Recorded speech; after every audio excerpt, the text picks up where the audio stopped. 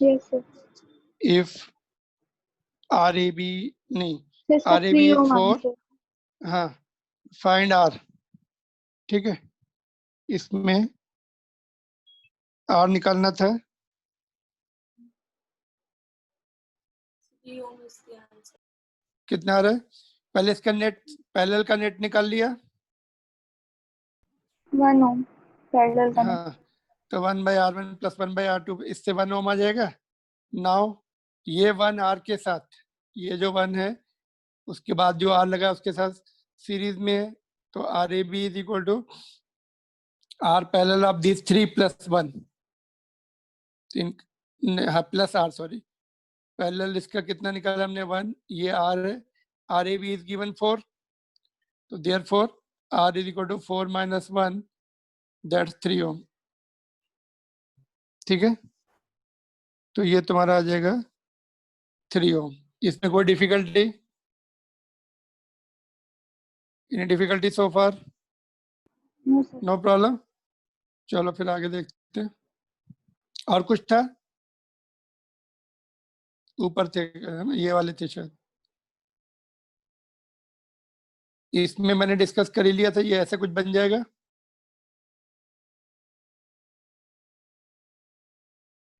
यहाँ पे R आएगा, ये R आएगा, ये R, ये पॉइंट A, ये B, तो R/2, सभी R/2 हो जाएंगे। तो ऊपर वाले मिलके अभी उसके बाद कैसे आएगा? ऊपर वाले मिलके R हो जाएंगे, सीरीज में है वो, ये R/2। अब इन दोनों का नेट जो है R × R/2 upon R + R/2 है ना, तो ये कितना आ रहा है तुम्हारा? 2R/3 आ जाएगा, ठीक है। This will be 2R/3,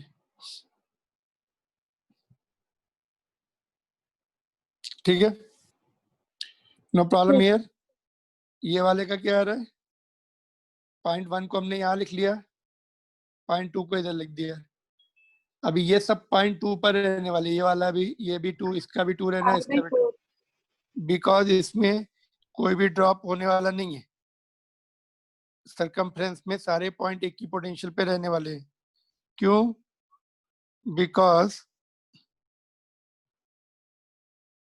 because वहां पे कोई रेजिस्टेंस है नहीं, है ना, तो therefore no drop will take place on the circumference. सारे पॉइंट सरकमफ्रेंस के एक ही पोटेंशियल पे रहेंगे। दैट इज, अगर यहाँ पे 2 है तो ये भी 2 पोटेंशियल रहेगा, इसका भी 2, एंड 2 मतलब कोई भी पोटेंशियल उसका सिंगल सेम पोटेंशियल। 20 जिस पोटेंशियल पे रहेगा उसी पोटेंशियल पे सारे सरकमफ्रेंस के पॉइंट रहेंगे। तो सेम पोटेंशियल वाले पॉइंट को हम पैरेलल में ले लेते हैं, अंदर वाले सबके 1 पर है पोटेंशियल पर, तो सारे रेजिस्टेंस जो है तुम्हारे, all the resistances are between the points 1 and 2।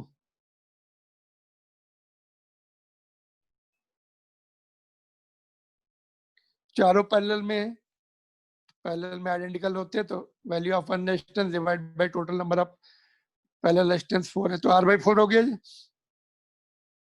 Yes, sir. ठीक है, तो this you should be able to identify correctly and then put it properly. Alright, तो ये हो गया।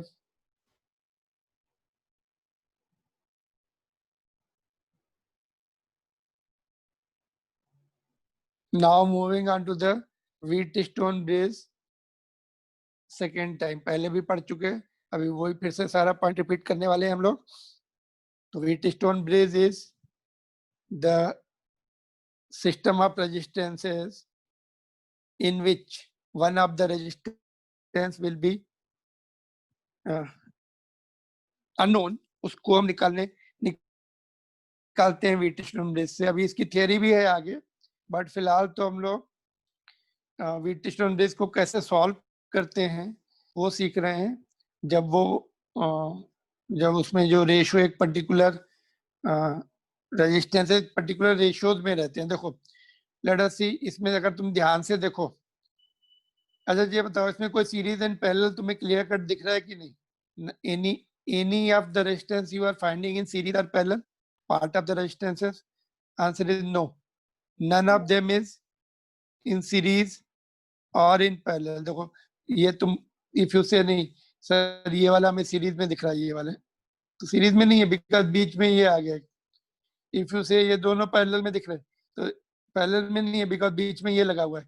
ये दोनों पॉइंट्स सेम एक जगह आ जाए या एक पोटेंशियल पे आ जाए, कनेक्टिंग वायर होता है। देखो ओके जस्ट होल्ड ऑन, इसको हम ऐसे करते थे। सपोज ऐसा होता है ये। एक और सर्किट लेके देखते हैं हम।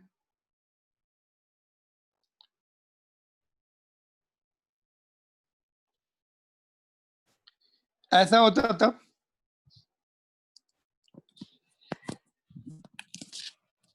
जस्ट अगर ऐसा होता बीच में रेजिस्टेंस नहीं है, सिंपली कनेक्टिंग वायर लगी हुई है, तब जो ये सिंपल केस था सीरीज, तब ये कैसा बनता? देखो ऐसा बनता है।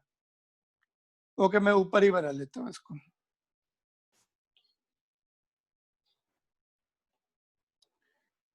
एक और सिचुएशन देखते फिर इस पे आते। देखो ऐसा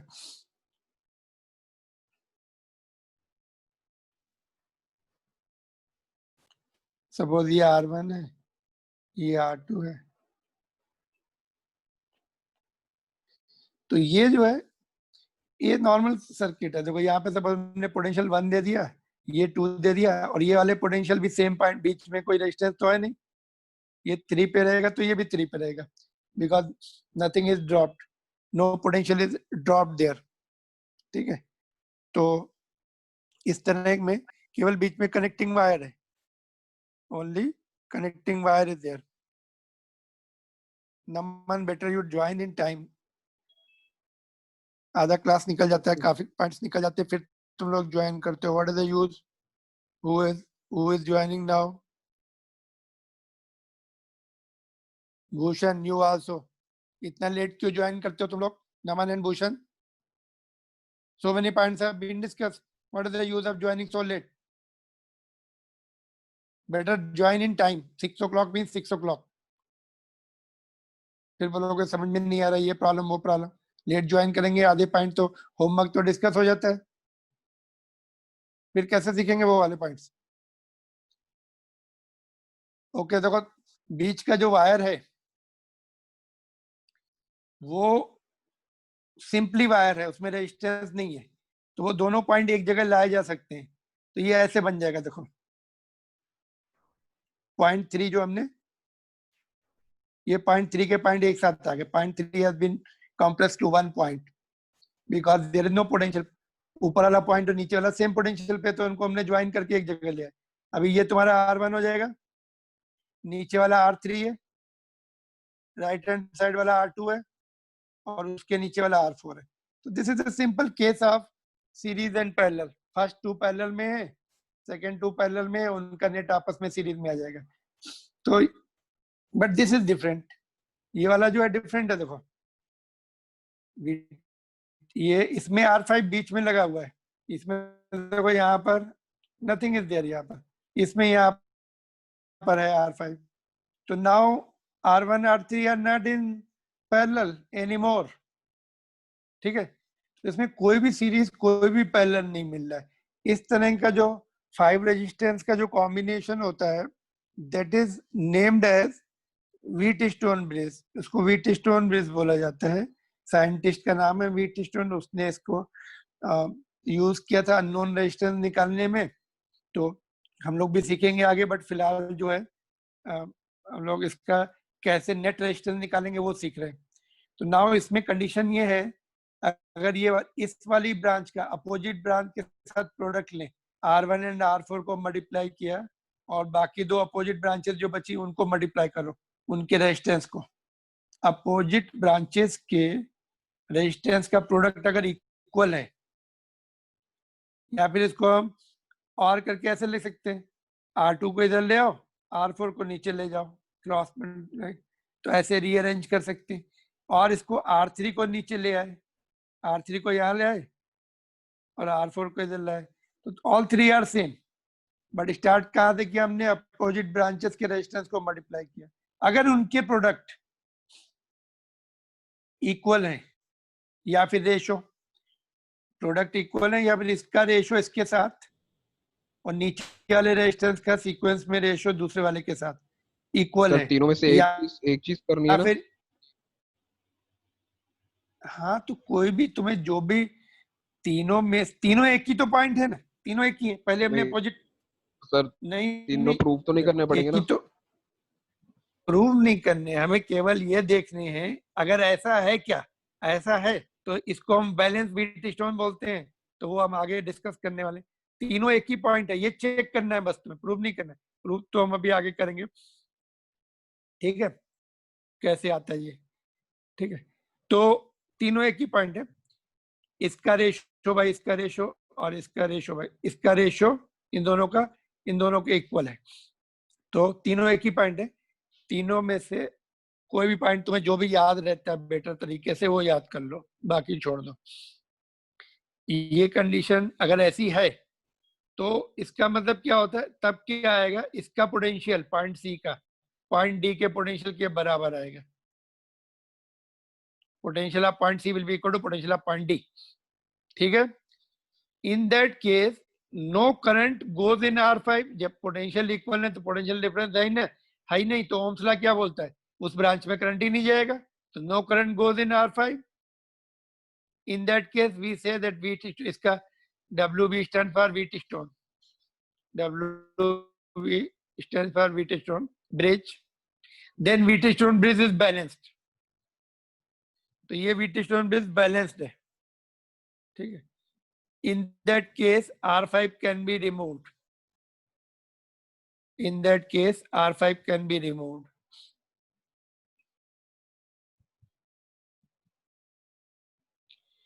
ओके, R5 को हम रिमूव कर सकते हैं। अभी R5 चला गया यहां से, R5 निकल गया, तो ये सिंपल सर्किट हो गया। अभी ऊपर वाले दोनों सीरीज में, नीचे वाले दोनों सीरीज में, उनका नेट आपस में पैरेलल में, ठीक। तब इसका एक क्वेश्चन सॉल्व करके देखेंगे, दिया हुआ है इसी ये डायग्राम में, R1 is equal to R2 is equal to R3 is equal to R4 is equal to 4 and R5 is 5 ohm. Find the resistance between point A and B.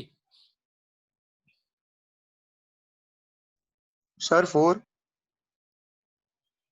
कैसे? Sir R1 और R2 को series में लिया और फिर R3 और R4 को भी सीरीज में लिया और फिर उन दोनों को पैरेलल में लिया। ओके, ठीक है, गुड। तो ये Yes, हमने sir. ऑलरेडी, एक मिनट है, हाँ, ये हमने तुम्हें शॉर्टकट भी इसका बताया हुआ है ना, कि भाई पहले सॉल्व करके देख लेते फिर याद कर लेते इसको, है ना आंसर। तो देखो अभी ये R1 R2 4 ही है, तो ये 4 मिलके 8 हो जाएंगे ऊपर वाली ब्रांच का, है ना। और ऐसे हो जाएगा, देखो जस्ट जो फर्स्ट टाइम पढ़ रहे हैं उनके लिए जस्ट मैं एक्सप्लेन कर रहा हूँ। ऊपर वाली ब्रांच का 4 मिलके 8 हो गया, नीचे वाली ब्रांच का देखो ये भी 4 है, ये भी 4 है सीरीज में, तो ये भी 8 हो जाएगा, ठीक है। उनको और यहाँ पे पैरेलल बैटरी लगी है, हाँ, अभी दोनों 8 पैरेलल में है, तो पैरेलल वाला फार्मूला वही, R पैरेलल इज इक्वल ही है। ओके, R1 R2, ये वाला बार बार मैं रिपीट करता हूँ ये फार्मूला।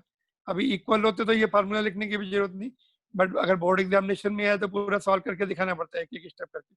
तो 8 × 8 अपॉन 8 + 8 16, तो ये 4 ओम। तो यहाँ से कंक्लूजन क्या निकला, देखो अगर ये चारों इक्वल हैं तो आंसर भी उतना ही आता है, irrespective of R5। R5 will be removed, R5 तो निकलने वाला है, कितनी भी वैल्यू हो, 5 6 7 8 जो भी हो वो निकलने वाला है। तो ये याद कर लो, रिजल्ट इसमें अपना क्या टाइम सेव हो जाता है। अगर क्वेश्चन जो एक्सटेंडेड क्वेश्चन है, एटलीस्ट इतना तो हमारा पता ही रहता है, उतना टाइम सेव हो जाएगा। Yes sir. ऑलराइट, तो ये हो गया। अभी इसका आंसर बताएंगे। ये क्वेश्चन देखो, इसमें 7 रॉड्स है, आइडेंटिकल रॉड्स है। सर आरओ में आंसर इसका सर 7th क्वेश्चन। हाँ, 7th क्वेश्चन, ये 7 रॉड्स है वो। देखो एक रॉड ऐसे रखी है, नहीं, नहीं, कैसे रखी है, कैसे एक सर ऐसे आंसर सही है। ये वाले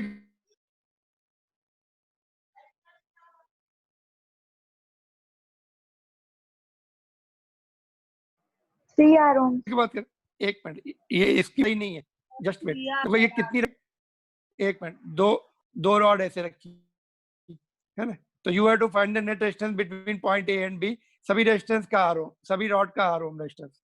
हाँ भी बोलो, क्वेश्चन समझ में आ गया? Three R ohm. Note down, 3 R ohm. Okay, 3 R ohm is the second answer coming, first R ohm आया था। Let me get the other answer.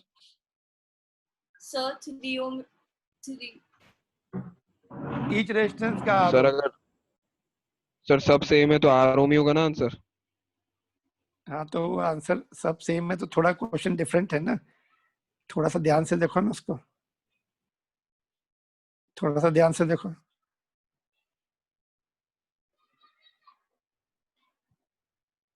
इसमें व्हीट स्टोन ब्रिज बन रहा है क्या? Yes Yes, of sir. Course बन रहा yes है, सर। ये बन रहा है, इतना व्हीट स्टोन ब्रिज है।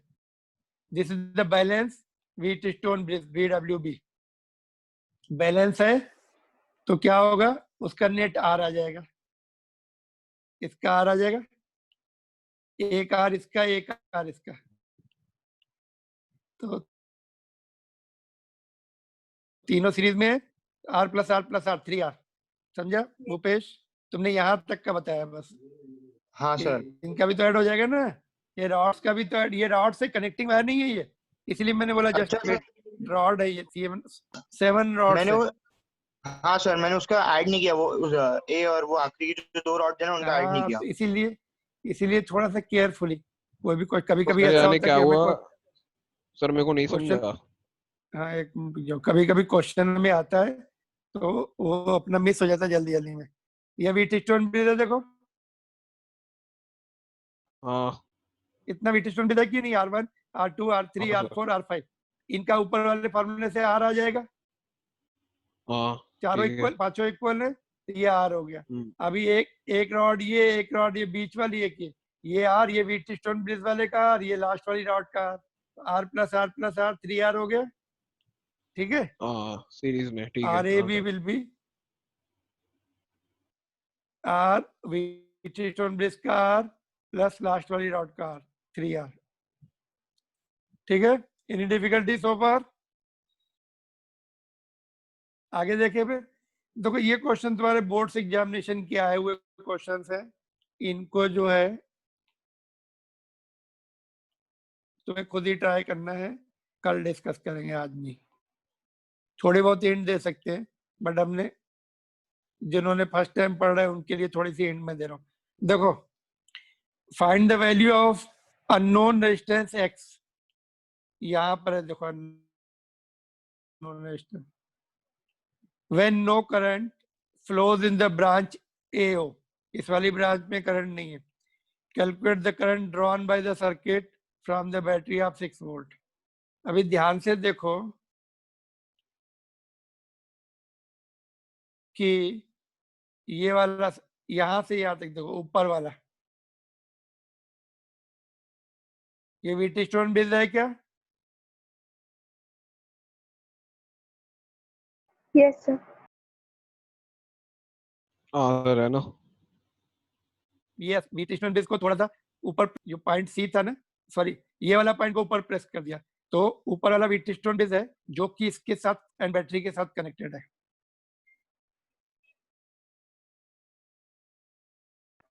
So X का If वैल्यू you 4 होगा।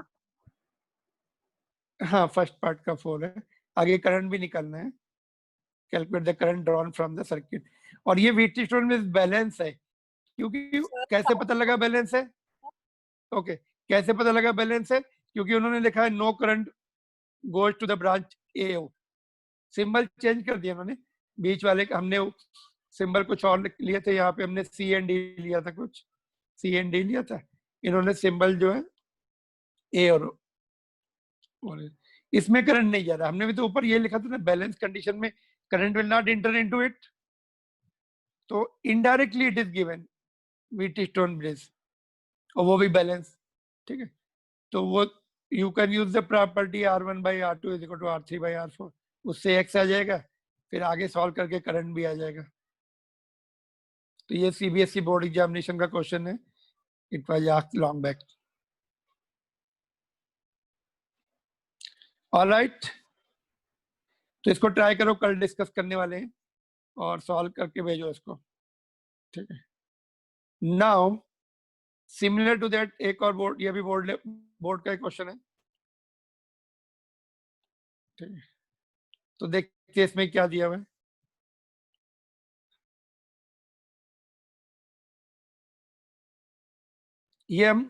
ये भी देखो, just let me remind you, थोड़ा सा मैं तुम्हें hold on, let us go back to the capacitance Wheatstone bridge which we have discussed in the capacitor। थोड़ा सा चलते हैं वापस उसमें, एंड इलेक्ट्रोस्टैटिक्स का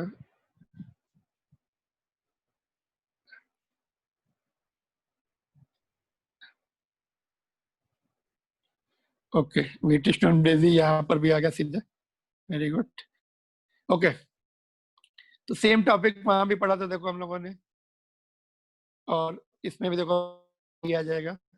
उसके बाद ये क्वेश्चन पढ़े थे, देखो ये क्वेश्चन थे, इसमें देखो Wheatstone bridge ऐसे था, ये ऊपर वाला Wheatstone bridge है, ये देखो हमने सेपरेट कर लिया इसको यहाँ से, और ये नीचे वाला भी उसके साथ एक कनेक्टेड है।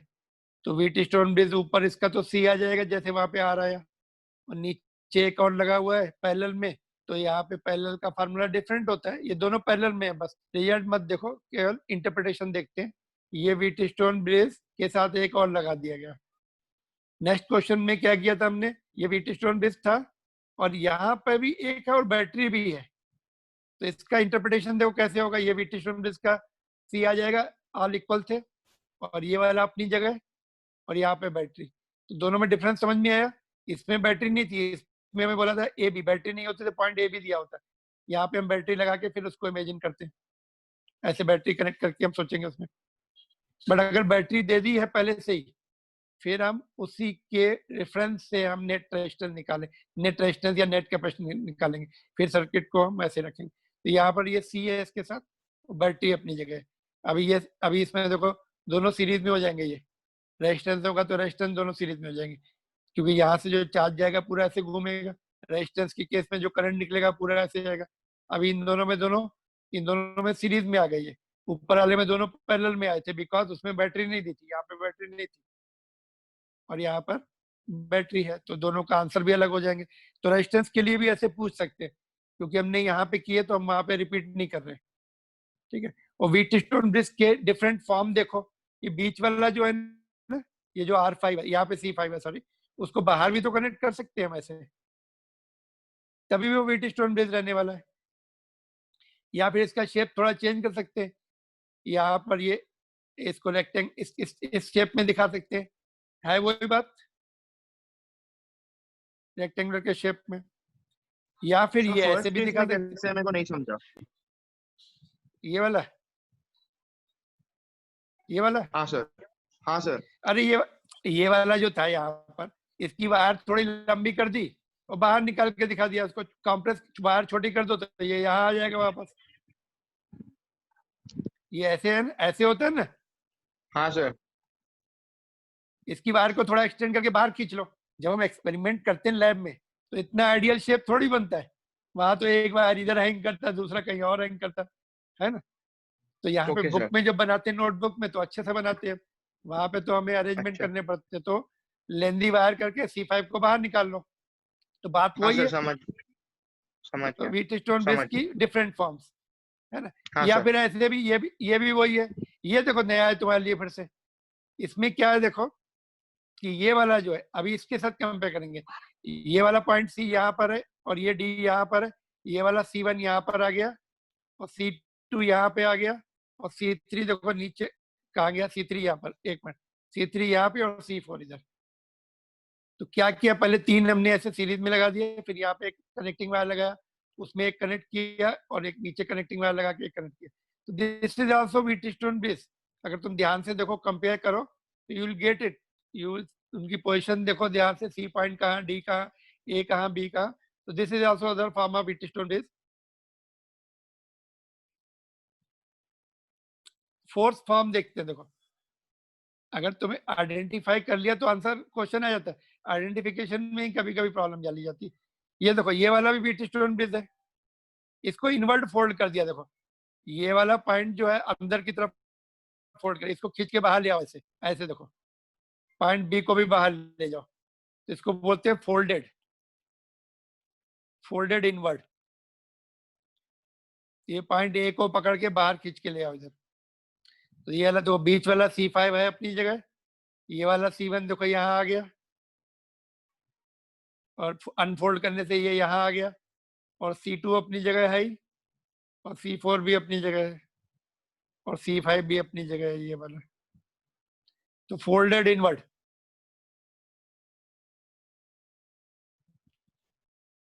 आर यू देयर, तुम लोग हो? अच्छा अभी तो टाइम है, ओके ठीक है, we have the lot of 10 minutes और है, उसके बाद फिर अगेन वील स्टार्ट। ऑलराइट, तो ये इतने पढ़ा था हमने, बाकी तो हाँ ठीक है इतने ही थे, और भी कभी कभी हिडन फॉर्म में दे देते हैं, है ना, तो वो हमें प्रैक्टिस से आएगी, ज्यादा न्यूमेरिकल करने से आएगी, है ना?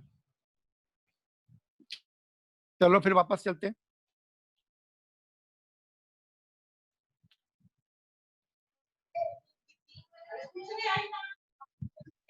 अनम्यूट करो भूपेश। ऑलराइट, तो ये भी फोल्डेड इनवर्ड ही है, ये वाला फोल्डेड इनवर्ड है, इसको अनफोल्ड कर लो, फिर जो पूछा है वो सॉल्व करो। रेफर दिस सेकंड डायग्राम, ऊपर वाला फर्स्ट था, calculate the net resistance between point A and B, unfold करके निकाल लो।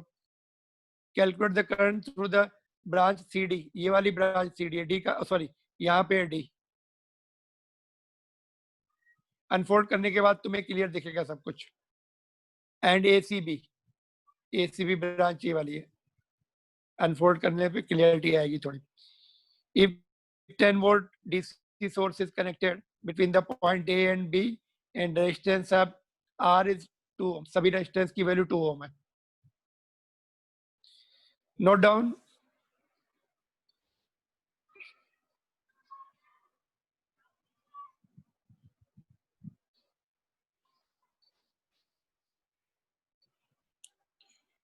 ठीक है सर उसमें 4 रेजिस्टेंस कहाँ से लेंगे? अनफोल्ड देखो अभी हमने सीखा था ना, अनफोल्ड करने से हमें दिखेगा। तो कहाँ गया वो, एक मिनट, जस्ट ये अनफोल्ड करने से हमें दिख रहा था ना कौन सा है, कौन सा चौथा है, कौन सा पहला है, कौन सा दूसरा, कौन सा तीसरा, ऐसे अनफोल्ड करने के बाद पता लगेगा। ठीक है, पहले उसका बना तो लो वैसा जैसे, तब तुम्हें सब दिखेगा, चौथा कौन सा है, पांचवा कौन सा है, वैसे तो सभी आ रही है, तो कोई कंफ्यूजन ही नहीं है। हाँ इसमें कंफ्यूजन नहीं है। ठीक है, पहले अनफोल्ड करना ही पड़ेगा, बनाना ही पड़ेगा इसका। ठीक है, और ये वाला नोट कर लिया था, ये दोनों क्वेश्चन इंपॉर्टेंट है, बोर्ड्स में आए हुए क्वेश्चन है, एंड कंपटीशन के लिए भी इंपॉर्टेंट है।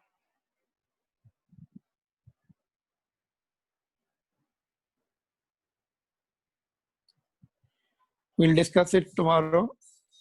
आगे बढ़ते हैं अभी हम लोग।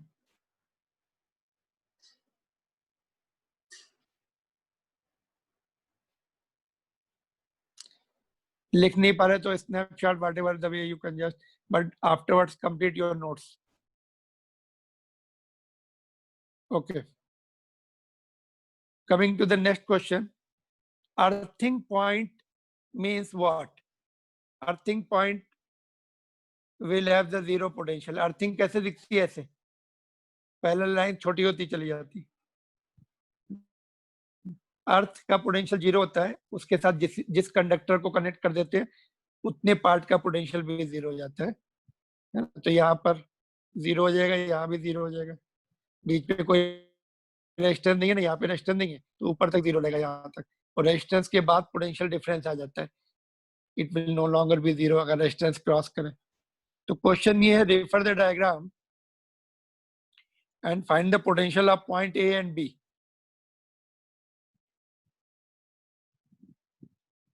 बी का तो मैंने बता ही दिया तुम्हें, बी का कितना होगा, जीरो ही होगा, क्योंकि यहाँ पे कोई रेजिस्टेंस नहीं है, तो यहाँ का जीरो है, तो ऊपर भी 0 है, लिखा भी है शायद मैंने यहाँ पे, देखो।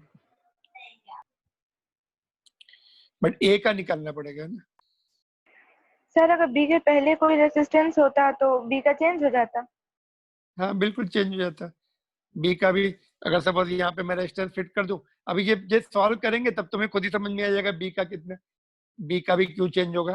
पहले ये सॉल्व करके देखेंगे, then you will come to know, है ना। बी Sir, का चेंज है, पोटेंशियल ड्रॉप होता है ना, करंट की डायरेक्शन में जाती है तो पोटेंशियल डिफरेंस प्रोड्यूस होता है। अगर रेजिस्टेंस क्रॉस करके जाते हैं तो पोटेंशियल कम या ज्यादा होता है, वो हम आज सीखेंगे किस में कम होता है किस में ज्यादा होता sir, है। वैसे अगर भी देखो, एक minute, just let me complete the point. अगर हम करंट की डायरेक्शन में जाते हैं, करंट हमेशा हाई पोटेंशियल से लो पोटेंशियल की तरफ फ्लो होता है, तो करंट की डायरेक्शन में जाने से हमारा पोटेंशियल डिक्रीज होता है, पता है? हाँ बोलो अभी। सर अगर करंट अपोजिट डायरेक्शन में होता तो फिर बी की वैल्यू 0 नहीं रहती तो क्या रहती? नहीं, करंट अपोजिट डायरेक्शन में होता तभी भी 0 रहता है वो करंट। अगर हम एक मिनट बैटरी ऐसे कर दे, बड़ा पॉजिटिव टर्मिनल इधर लगाए तो करंट ऐसे फ्लो होगा, तभी भी ये तो 0 ही रहने वाला, point be in any case. मैंने क्या बोला, यहाँ पे कोई रेजिस्टेंस नहीं है इसलिए 0। देखो यहाँ तो 0 वोल्ट है, अर्थिंग का वायर डायरेक्ट कनेक्ट है, और यहाँ भी कोई पोटेंशियल डिफरेंस नहीं है और रेजिस्टेंस नहीं है या बैटरी नहीं है, तो यहाँ भी 0 होगा। अगर हम लेकिन इधर आएंगे तो यहाँ पे रेजिस्टेंस है, तो यहाँ पे पोटेंशियल डिफरेंस, यहाँ पे 0 नहीं रहेगा। Clear? Resistances and batteries will produce the potential difference. Ohm's law ही बोलता है ना, Ohm's law क्या बोलता है, potential difference across resistance is equal to I into R, है ना। Got it? तो ये तुम्हें थोड़ा सा कल ही डिस्कस करेंगे, ट्राई और लेवल बेस्ट, है ना। तो उसके बाद कल इस पॉइंट पे, ये जस्ट छोटे छोटे पॉइंट है जो तुम्हें आगे कभी भी काम आने वाले हैं।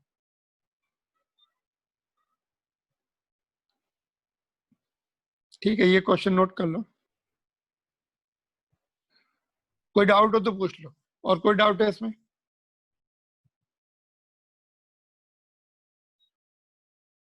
Sir just note down. Zero वाले में कंफ्यूजन हो रहा है। कौन से वाले में? वो 0 वाले में। देखो जहां पे अर्थिंग दी है ना वहां पे 0 लिख लो, पोटेंशियल अर्थिंग का 0, अर्थ का 0 होता है ना, इलेक्ट्रोस्टैटिक्स में पढ़ा था। Earth is the huge conductor and having 0 potential because radius is very large, तो 0 पोटेंशियल है ना। Yes. के क्यू बाई आर वाले फार्मूले से। और हमने दूसरी प्रॉपर्टी ये पढ़ी थी कि कंडक्टर का पोटेंशियल सेम रहता थ्रू आउट, तो अर्थ को कंडक्टर के साथ कनेक्ट कर देंगे तो उस कंडक्टर का भी 0 हो जाएगा। लेकिन कंडक्टर मीन्स यहाँ तक कंडक्टर की कंडीशन क्या है कि भाई उसमें इलेक्ट्रोस्टैटिक्स में क्या था कि पोटेंशियल, उसमें करंट फ्लो नहीं हो रहा था, तो पूरे कंडक्टर का 0 हो रहा था अर्थ के साथ कनेक्ट करने से। बट इसमें करंट फ्लो हो रहा है, बैटरी भी लगी हुई है ना, ये उसका भी तो इफेक्ट रहेगा ना। तो जहां तक उसमें कोई रेजिस्टेंस नहीं आ रहा वहां तक 0 रहेगा, यहाँ तक 0 रहेगा और यहाँ भी 0 रहेगा, यहाँ तक 0 रहने वाला है और यहाँ तक 0 रहने वाला है। उसके आगे गए तो रेजिस्टेंस आ रहा है, तो ओम्स लॉ से पोटेंशियल डिफरेंस प्रोड्यूस होगा। Okay sir. ठीक है, यस सर।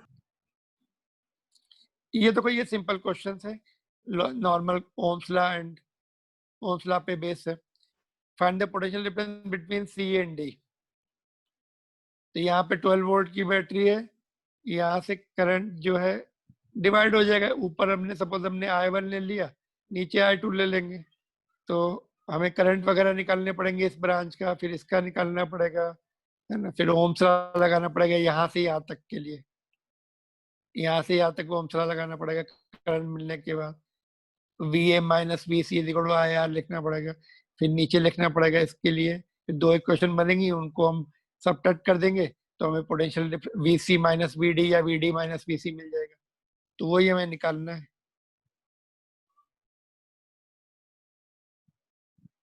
इसमें एडवांटेज ये है कि यहाँ पे कोई रेजिस्टेंस नहीं है, तो दोनों ब्रांचेस को पूरा 12 वोल्ट मिल रहा है, इसको भी 12 वोल्ट मिल रहा है, डायरेक्ट कर निकाल सकते हैं, इसको भी 12 वोल्ट मिल रहा है। अगर यहाँ भी यहाँ रेजिस्टेंस दे दिया होता फिर तुम्हारे लिए मुश्किलें खड़ी हो जाती। फिर क्या करना पड़ता है, पूरा नेट निकालना पड़ता है इसका रेजिस्टेंस, उसके साथ सीरीज में इसको लेना पड़ता है। फिर तुम्हारा करंट निकालना पड़ता है, यहाँ से करंट कितना चलेगा, फिर यहाँ पे जो इसका या इन दो पॉइंट के बीच के फिर उतना माइनस कर लेना पड़ता है जितना पोटेंशियल इसमें ड्रॉप हो रहा है, तो वो पोटेंशियल उसको मिलता है, ए एंड बी पर मिलता है। फिर जो है तुम्हें फिर आगे सॉल्व कर सकते थे। बट यहाँ पे इंटरनल रेजिस्टेंस नहीं है या कोई और रेजिस्टेंस यहाँ पे नहीं दिया हुआ है, तो you have the time saving in calculation.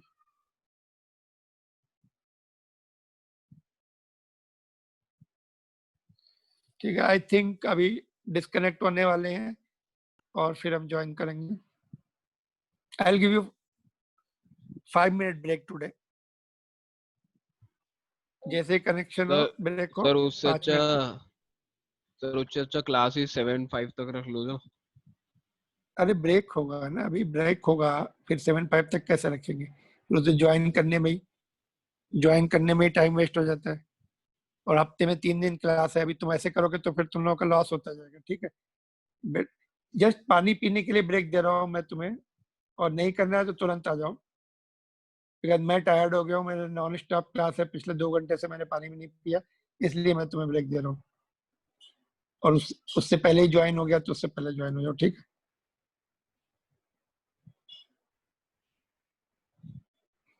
देखो